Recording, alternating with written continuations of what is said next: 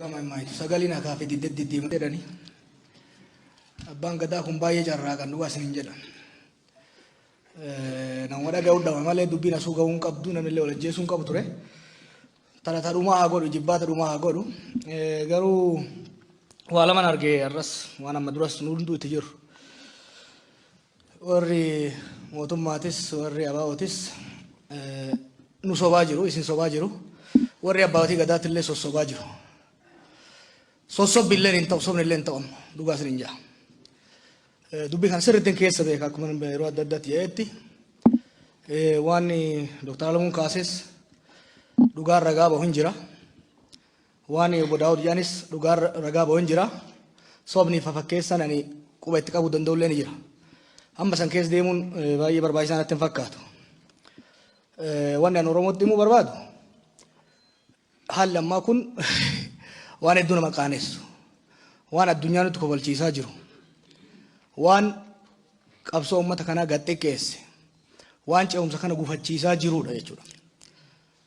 Warri abbootii gadaa sossobuu yoo dhiiftan warri dhaabbota lamaanillee sobuu yoo dhiiftani furmaanni an akka ilma Oromoo tokkotti akka nama dubbii tana sirriitti beekutti akka abaa'oo keessa dhalatee oppidoo jalatti guddateetti isinitti himu jira. Kunis abbootii gadaa waan gootan isinitti himuwan isin gorsuu akka ilma keessanitti obbo Daawudiin ajaja dabarsii waraanni haa galu jedha asumatti waadaa seensisa. Homa akkuma narreefu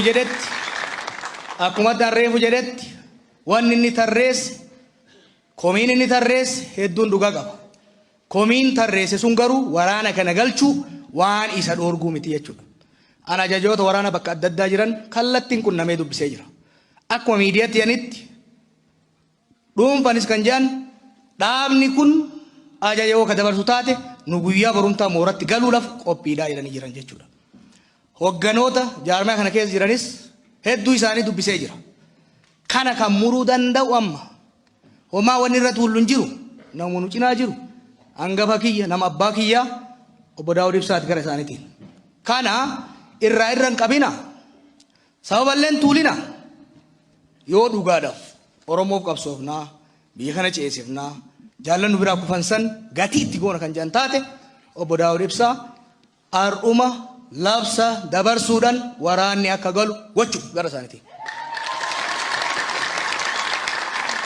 Gama warra ODP'tiinis qulqulluu fakkeessanii dhiyaachuun soba. Gaafa duraa gaafa Eertiraa deemuu turan keessan ture quban qaba. Qaamni sadaffaa biraan barbaachisu Oromoo jidduutti abbootii gadaa qabadhaa deemaa jennaan abbootii gadaa dhiisanii gadeeman isaanii. Lama erga dhaabni kunis galee jidduutti abbootiin gadaa fi hayyoonni rakkoon akkanaa akkan uumamneef Oromoo jidduutti waliigalteen akka uumamuuf waltajjii qopheessanii turan. Waltajjii san kan fashalse abbaa gadaa waajjiratti yaamee kan doorsise nu warra gargaares kan doorsise abbootii qabeenyaa gargaares doorsisaa turan warri mootummaatilleen. Sanii asis yeroo manguddoon gara Wallaggaa deeman osoo manguddoon nama dubbisuu deeman bira hin gahin manguddoon deebi'a isin fixuu jedhanii jedhanii sodaachisaa turan. Erga manguddoon achi ga'aniin kijiba miidiyaadhaan dabarsanii manguddoon tumamtee saamamtee jechaa turan. Isinitti immoo Oromoo mootummaa kana keessa araarri Oromoo keessa akka hin buune ka barbaadu sirna haaromsaa amma deemu kana keessa kan jiru wayyaareef dalagaaf shayxana biraatiifuu kan hin beeyne jira jechuudha. Kanaaf Dr. Alamuu tokkoffaa Dr. Alamuun dhimma kanarratti waan dubbatuuf illee naan galuun waliigalteen kan jiru adda bilisummaa uummata obbo Daawud Faatii fi mootummaa naannoo Oromiyaa jidduutti amala itti ta'eet sharrii wayyaaneen lafa keetti keessaa ba'uu dideeti malee dhimma mootummaa bakka bu'ee dhaabni seenuu hin qabu. Akki goonu Oromoo dubbiin dheeressinu hin tuttuullu dhugaa walitti himnee addaan galla. Ji'a 8 yeroo kanatti silaan warra filannoof qophoofna. Yeroo kanatti har'a qabeenya afaan wayyaaneetii hambifne xiqqoo san irratti akkamitti misoomsinatti hojjenna. Amma wanni ta'u obbo Daawudilleen ajaja haa dabarsu. Warri mootummalleen kijibduuf keessaa baasanii warra waliin hudha'uuf keessaa baasanii waraana bilisummaa Oromoo kan Oromoof gadi bahe namni na bira jiru kun ajajaa waraana turan jechuudha. Hedduu warri as keessa jiru obbo Dhugaasaa dabalatee waraana turan jechuudha. Ijoollee har'a jiran kana qofa miti. Warra jiran kana kabajaa isaanii malu itti godhanii mooraatti galchanii leenjiin barbaachisaa kennameefi waraanni kun humna nageenya Oromiyaatti akka makamu akkuma gaafa duraa walii galan ammas waadaa san haaromsuu qaban. Kanuma ka ta'uu qabu jaran. Kana alatti abbootii gadaa manguddoo Oromoo ija keessa irraa naambisa. Ani isinitti himu ani nan beeka jara kana isintu sirriitti hin beekne. Abaa'oo keessatti hin daladhe nan beeka hunda isaanii. Oppidiyoon mataa keessa na tumaa turte nan beeka hunda isaanii. Sirriitti isaan beeka. Wajjin hojjedhes isaan gara fuulduratti baasuu irratti illee wajjin hojjedhes dhugaan jiru jarri kun wal amanaan turre. Iccitii tokko isinitti himu nu asii ijaarsummaa jennee handaara keessa deemna. Asii walitti isa hin qabna. Obbo Daawud Faan Harargeetti osoo nafin mooraa waraanaa bananii leenjisaa turan. Dhugaan kana ka jiru. Akkuma torbaan darbeetti illee dhaqee dubbiseetiin ture. Jarri kunillee asii araara jechaa asii nu sossobaa waraana isaanis cinaa Somaaliyaa irraa kaasanii cinaa Eertiraa irraa kaasanii Wallagga galchaa turanii jechuudha. Har'a ummanni Wallaggaa ummanni akkasi qabsaa ture suni halkan warri Obbo Daawud Ibsaa guyyaa warri Alamuu Simee ummata shoorar keessaa jiran. Okay? Kanaaf dubbii irra hin qaqqabnu. Obbo Daawud kabajaa guddaa wajjin sababa ati tarreessite waraanni kun mooratti galee dhaayama yoo jette wajji dhaayamna dhayinee mooraa san keessatti shakkiin akkasii yoo biiraw taate sababni ta'uu hin danda'u.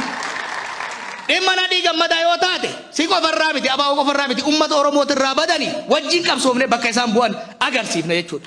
Roorroo bifa adda addaatiin jiraattu yoo taate sababa 19 tarreessan sa yoo ta'u taate hubadha biyya kanatti hin ceene yoo jedhu taate dhaabni tokko keessaa harcee ta'uu hin danda'u. Isin wajjin qabsoofna. Garuu wanni waliin sobne immoo jira. Hamma waraanni sun daggala jirutti asii isin gargaaruu illee hin dandeenyu isin asitti nu wajjin mari'achaa waraanni keessan achi wal dha'uu hin danda'u jechuudha.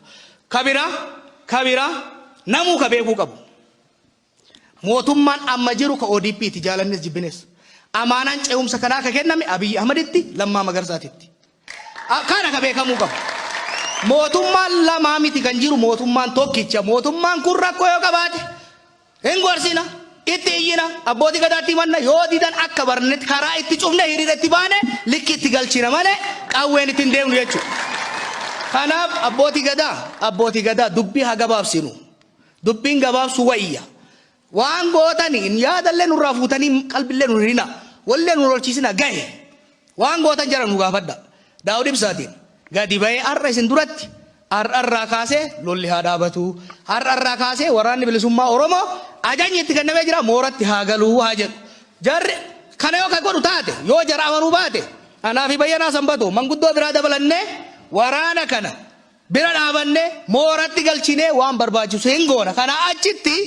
Kana achitti yeroon walgayii teenye yeroollee of biraa qisoosnee ummata keenya shawwadaa jirra. Hundi keenya tibba darbe obbolummaa bira dhaynee waliin mari'annee paartileen kun walitti haa dhufan jennee paartii 14 finnee tokkummaa jennee ummata keenya harka dhoofsifnee torban osoo hin gahin qalbii cabsine. Torban osoo hin gahin wanni lafa keenya sun hagarraa paartileen sun walitti dhufanii hin jaaramne jechuudha. Kanaafi ofis sobne walis sossobaa hin deemnu. Obbo Daawud labsa dabarsi waraanni haa galu isinilleen hattuu fi warra shayxaana ta'e nama lolchiisu ka olola gandummaa fi naannummaa mootummaa Oromiyaa keessa galchee isin bira taa'ee ummata Oromootirratti gandummaa labsu murnummaa labsu ummata keenya addaan qoqqoodu of keessaa baasa kana godha. Kana yoo ka gootan taate karaan hin dhufan yookaan immoo callifne yookaan sobaa oollu taate osoo sobaa biyya tanas kokkofalchiisatuma qiletti galchuuf deemna. Kanuma jechuu barbaada. Noof oolcha galtooma.